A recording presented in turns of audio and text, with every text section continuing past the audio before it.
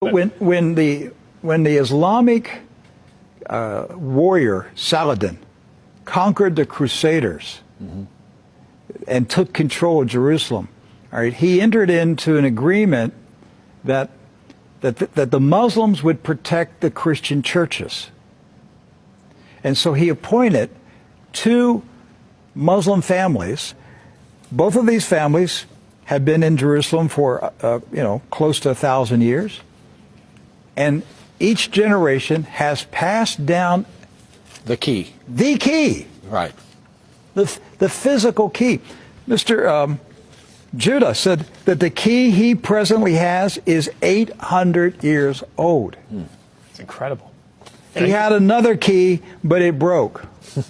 And this is a Muslim. I mean, yes. Adnabi Judah is a Muslim. And he said it's a great honor for a Muslim to hold the key to the Church of the Holy Sepulchre, which is the most important church in Christendom.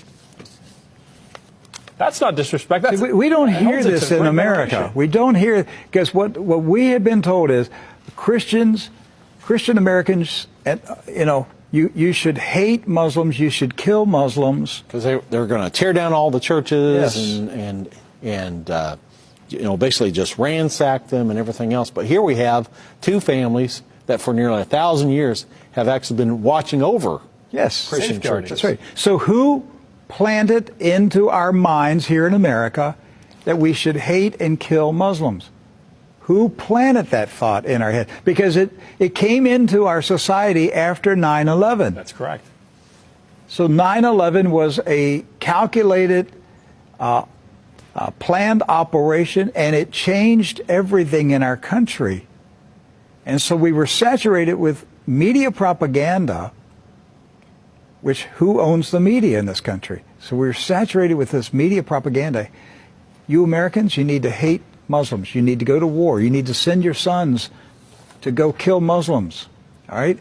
And yet, when you go to the Middle East, you find out that the Muslims, like Christians, are taking care of Christian churches. Yes. Do not hold animosity against Christians or Americans, except in the case where Americans are pushing for war in their countries or trying to take their land. So they've lived together. They've lived together for centuries and centuries.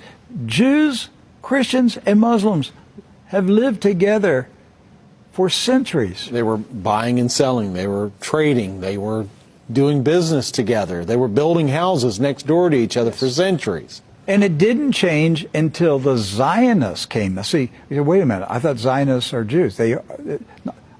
Not all Jews are Zionists. And not all Zionists are Jews. Right.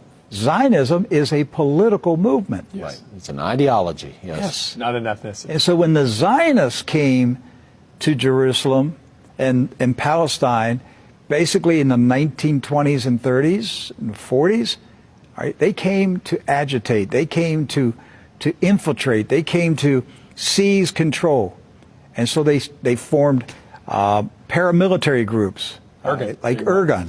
And that's where Ariel Sharon and Menachem Begin, and these guys were young terrorists. And so there's where the hatred started to come in. The fighting, the animosity, the bitterness. But it didn't start until the Zionists appeared. Jews, Muslims, and Christians were coexisting. Yes. That's right.